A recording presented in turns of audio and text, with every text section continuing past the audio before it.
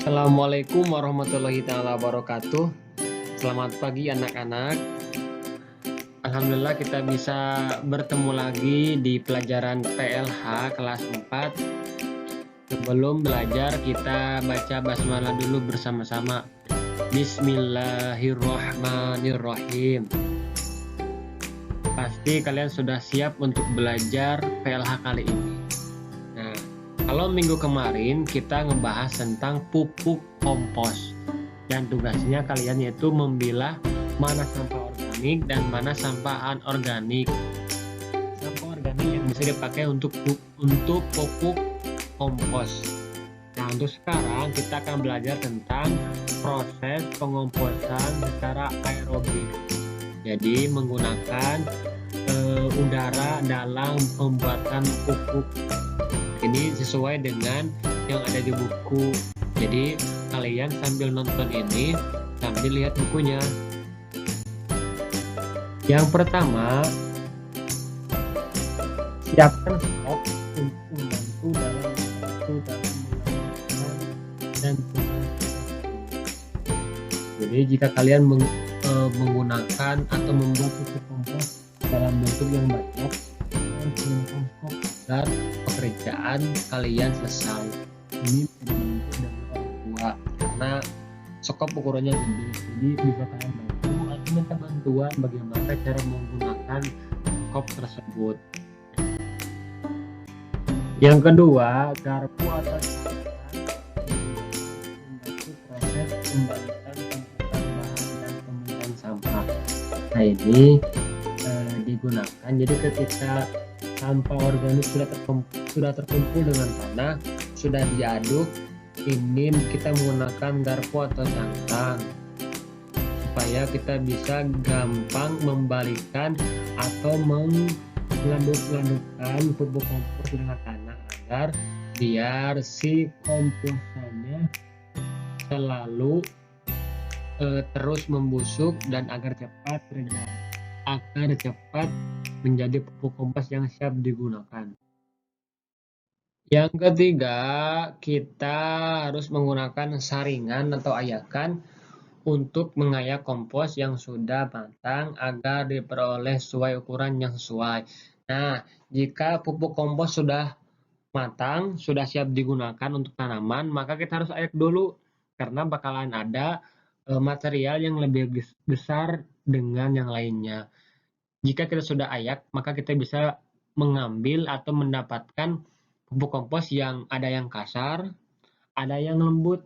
Itu sesuai dengan yang kita, apakah kita akan memberikan tanaman ini dengan pupuk kompos yang lembut, kita ambil, atau menggunakan yang kasar, kita ambil. Jadi kedua-duanya bisa dipakai untuk pupuk kompos karena sudah kita buat. Itu mah antara yang lembut dan kasar, gimana selera kita mau mana yang dipakai dulu.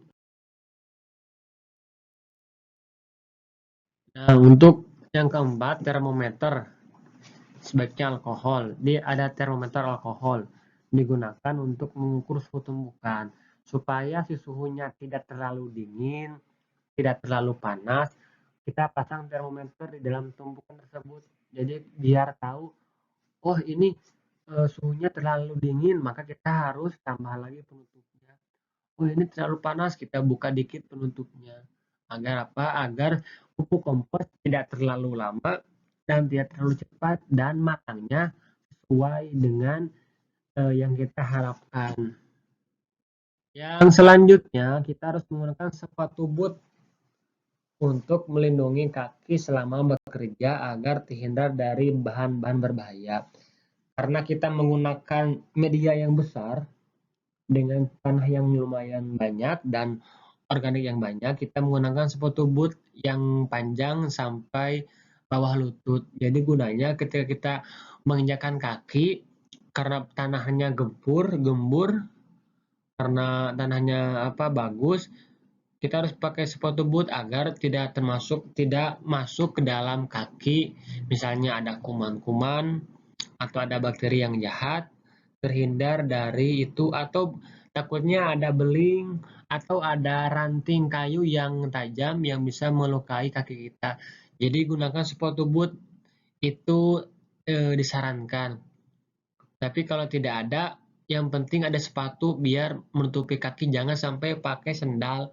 Karena bisa jadi sendal itu licin atau emang atasnya nanti kena apa? Kena tusuk ranting. Jadi gunakan sepatu minimal sepatu biasa, maksimal sepatu boot agar kaki kita terlindungi selama pembuatan pupuk kompos. Yang selanjutnya yang harus kita perhatikan yaitu kita harus menggunakan sarung tangan. Nah, ini penting oleh kita sebab digunakan untuk melindungi tangan selama melakukan pemilahan bahan dan untuk kegiatan lain yang memerlukan perlindungan tangan. Contoh, pegang skop, pegang garpu, kita menggunakan sarung tangan, takutnya kita tidak biasa, takutnya lecet, atau saat kita mengaduk kompos karena tidak ada alat, kita gunakan tangan. Harusnya pakai sarung tangan agar takutnya si kuman juga masuk ke dalam pori-pori tangan kita. Atau kita tidak sengaja setelah membuat kompos, kita ambil makanan dengan tangan kita langsung tanpa sarung tangan saat membuat pupuk kompos. Nah, itu berbahaya sekali. Jadi gunakan sarung tangan yang berbahan karet biar kalau ada tanah yang basah atau organik yang basah tidak masuk juga ke dalam tangan kita.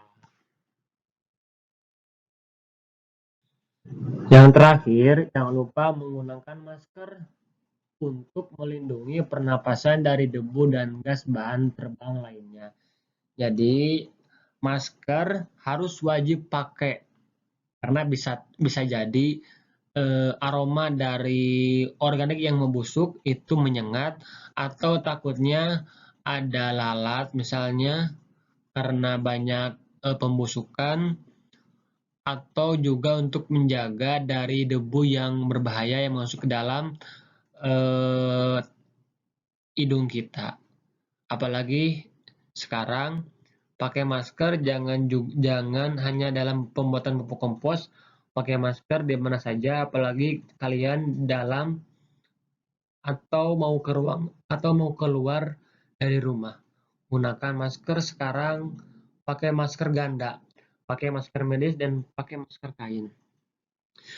Oke, segitu bagaimana materi tentang proses pengomposan secara aerobik dalam arti menggunakan udara. Ini memang kasar dalam arti ini medianya banyak karena dilihat dari buku juga, pemindahan dari buku. Nah, nanti kalau kalian ingin membuat, boleh medianya kecil, misalnya cuma tanah seember kecil, boleh silakan. Skop diganti dengan sendok, boleh silakan. Yang penting kalian bisa membuat pupuk kompos. Oke, sekian dari Bapak. Mohon maaf bila ada kesalahan. Kita insya Allah bisa bertemu kembali di minggu depan. Akhirul kalam, wassalamualaikum warahmatullahi wabarakatuh.